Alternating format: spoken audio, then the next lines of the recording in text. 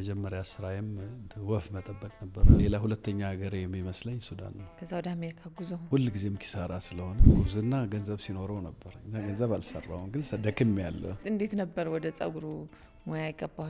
ሚስቴንም ጸጉር አይቼ አላቅም ነበር እንኳን ጸጉር ልሰራ። ደግሞ ጸጉርም የለም በራስህ እንኳን እንዳትለማመድ። ኧረ በጣም ነበረኝ። እግዚአብሔር በዚህ በኩል ይለፍልህ የሚል የማርያም ምክር ይመስላል። በጣም ብዙ ሺህ ብር በሳምንት መስራት ጀመር። የራሳችን ቢዝነስ ለምንድነው የማይኖረን? ለምንድነው ሁሉ ጊዜ ተቀጥረን የምንሰራው? እንዴት ወስነህ ወደ ኢትዮጵያ ሙቭ አደረግ?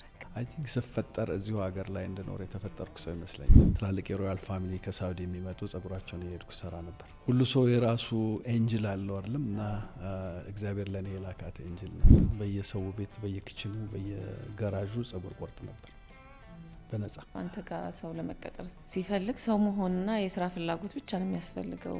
እውቀት የሚሰጠው አንተ ጋር ነው። ብዙ ሺህ ሰራተኞች ነው ያለን። ምን ኮረጀው ሰውም መኮረጅ የምንፈልገውም ሰውም አልነበረም። የመጀመሪያ ሪዞርት የት ነው? እንዴት ነው የጀመርከው?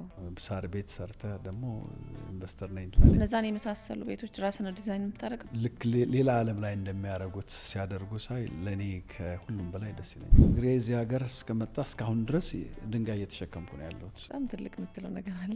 የአፍሪካ ብራንድ ነው መሆን የምፈልገው። ታዲዮስ የልጆች አስተዳደግ ምን ይመስላል ከሚለው ልጀምር። ወታደራዊ ስፔሻሊ ስራ ቦታ እንደ ልጅነት ሳይሆን እንደ ሰራተኛ እንደ ማንኛቸውም ሰው እኩል መታየት። ታዲዮስ ልጅ ነኝ ወይ ደግሞ የክሩስቲ ባለቤት ልጅ ነኝ የሚል ስሜት ልጆቹ ላይ አይታይም። አንድ እነሱ አይደለም ዋናው ነገር። ዋና የህይወት መርህ አለ። እግዚአብሔር የሰጠንን ገጸ በረከት ማድነቅ በጣም ደስ ይለኛል። ድንገት ከእንቅልፋችን ተኝተን ስንነሳ የሆነ ሪዞርት ተከፍቷል ነው የምንባለው። በዚህ አጋጣሚ ኢትዮጵያን ሕዝብ በሙሉ እጅ ነስቼ ላመሰግን እፈልጋለሁ።